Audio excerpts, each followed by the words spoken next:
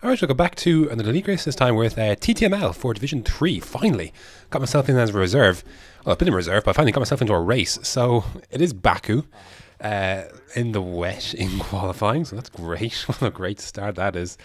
Um, this is not one of my preferred tracks, I'm not going to lie. It's not particularly... It used to be very good. Um, and then the curbs happened, and the rest is pretty much history. So, yeah, limited practice, but that's fine. I didn't want to drive too much around this track, but I found a setup that works. You can see some of my other setups. So, yeah, just try to fiddle around and just get back to what it was, basically. So, yeah, this track. I have no idea what to expect heading into this because I've raced against one or maybe 3 or 4 of these guys beforehand in other leagues or elsewhere, but in this league, Division 3 is brand new, so I'm really not sure what to really expect in terms of pace, in terms of racecraft. So it's going to be a bit of an adventure to say the least. But anyways, we finally get the setup sorted. We head on to actually I set a number of laps at the start, but the track was getting quicker, and intermediates I thought perhaps by the end of the session may have been the way to go. I reckon they're another lap or 2 out, but yeah, just not enough time. It was getting close, but just not close enough. So I'm not going to improve on my lap here. So it's going to be, I believe it's going to be P10 in the end, but yeah, kind of. Yeah, I'm not sure how much quicker I could have gone on a set of full wets, but sure. Look, it was worth the gamble, huh? So would have had to improve by a significant amount to really move up any further. So, yeah, 2.6 seconds off, but in the wet. So we're in the McLaren today. So, had to make a special helmet, quote special helmet. It's a standard helmet, but I whacked it together. And if I get a McLaren seat full time, then who knows? We might make something a bit more extravagant, a bit more exotic. In terms of strategy, mediums to softs. There's one I've not tried, but I guess we're going to find out for the first time.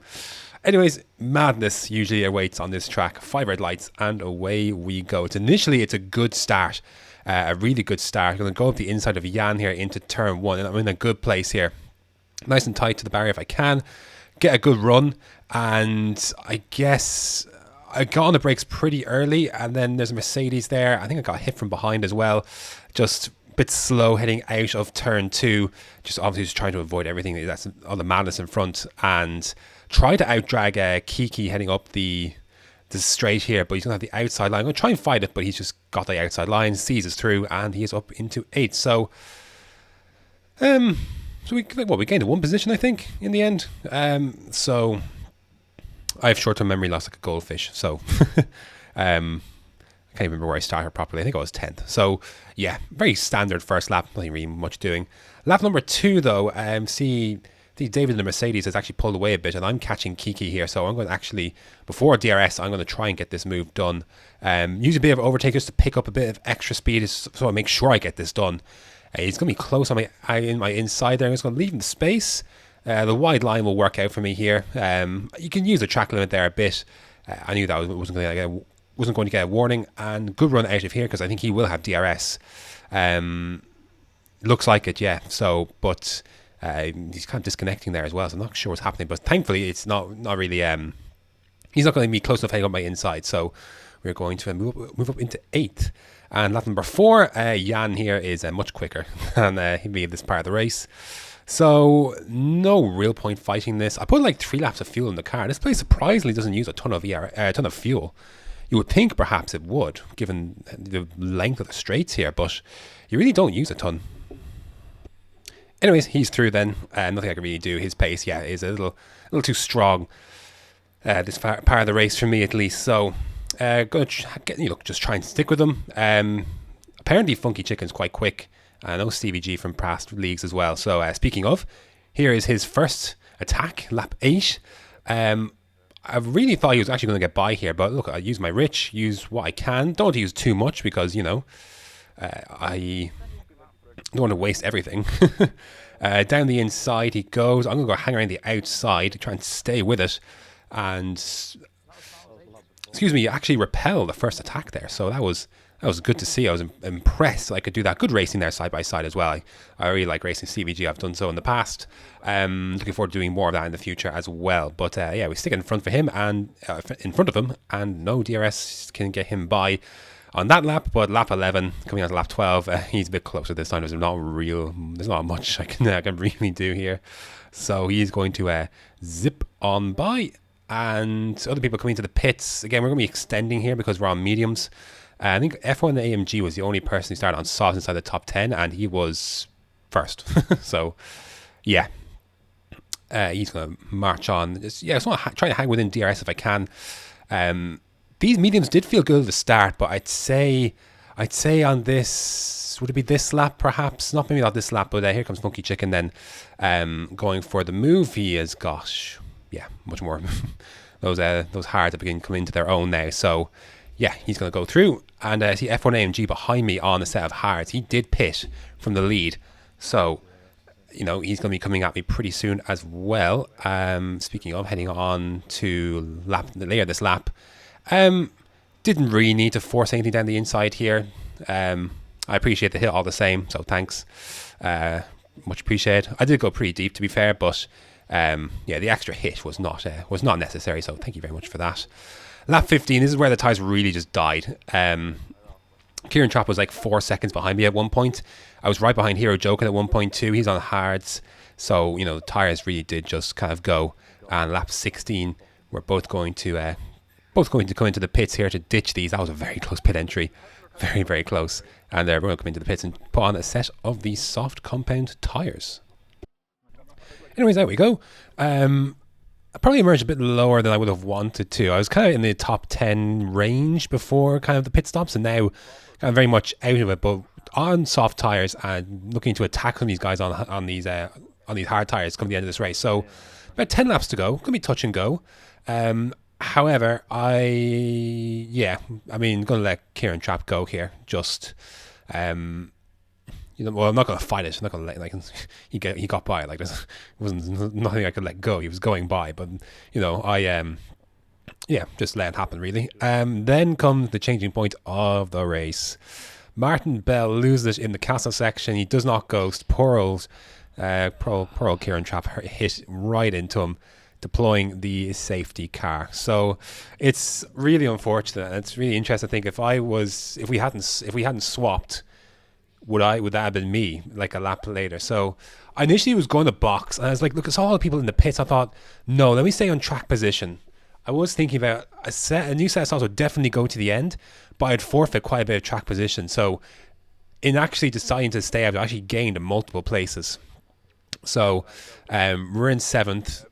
Steph has got a drive through behind, so hopefully he decides to serve it quickly. This restart, my goodness. There is a good way and a bad way to restart races. This might fall on the latter stage of them. Of course, it's the person's prerogative when to go, but yeah, bunching them up right to the line here at Baku normally isn't the greatest idea. So I'm just dying basically to try and get going at the right time. And which is finally, I was supposed to go there, but which is now basically. Away we go. Now. So I probably could have actually gotten the throttle a little bit sooner because the green flag, the start-finish line was a bit earlier than I think I probably played. But back in one step away there, so just exploring. This was not my intention to go for a move, but I was closing up very quickly behind Nolan there, and I was much later on the brakes, and was not my intention to go for that, but I had to go into that space, otherwise I was going to go into the back of him. So thankfully it worked out, but I did lose the position to Langfell there. So lap number 22, I'm going to try and have a go at Nolan here, as well as Steph is behind as well. Ran out of ERS on this first lap, so I'm going to lose a bit of straight line speed here, and that is going to allow Steph to come through. Again, I was hoping he wouldn't fight too much because he's got a drive through to serve. Why bother making life difficult for others, potentially dangerously for others as well? I don't know. But he gets by. Stevie G, I knew I couldn't let go by as well, so left the space anyways just in case. Steph went quite wide there, but yeah, going to stay in P9, but yeah, there's a drive. He's gonna have to put that position back anyways. Lap number 24.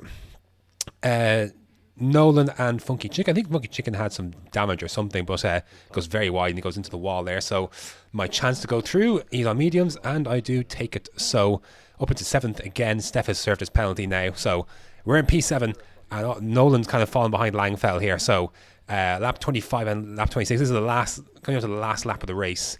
These tires are approaching 60%, so I can't wait until the next lap to make a move down towards the finish line. I can't make any guarantees with tires. I just can't. So I'm looking to try and get this done as soon as possible. And Jan is behind, Stevie G is behind, so you're basically crawling through there. So DRS open, overtake on. I'm going for it. Like, I have to go for it. This is my one chance, and I may not get another one. So I'm going for it into turn 3, make the move. That looked... Did you see anything wrong with that? Because Nolan did. I used his car as a brake apparently, so that was great. He was very annoyed that I overtook him there. So I don't know for what reason, but well, oh well. It is starting to rain, but that doesn't really matter. Lap 26, obviously this is the last lap. I knew I was going to have difficulty to try and stay in front of Jan. I've got nothing left in terms of ERS. He's going to have DRS as well. So he's going to get by. And unfortunate, but oh well. One position gained, one lost that lap. It's P7. Actually, it ended up being P6 after Hero Jokum was given a post-race penalty.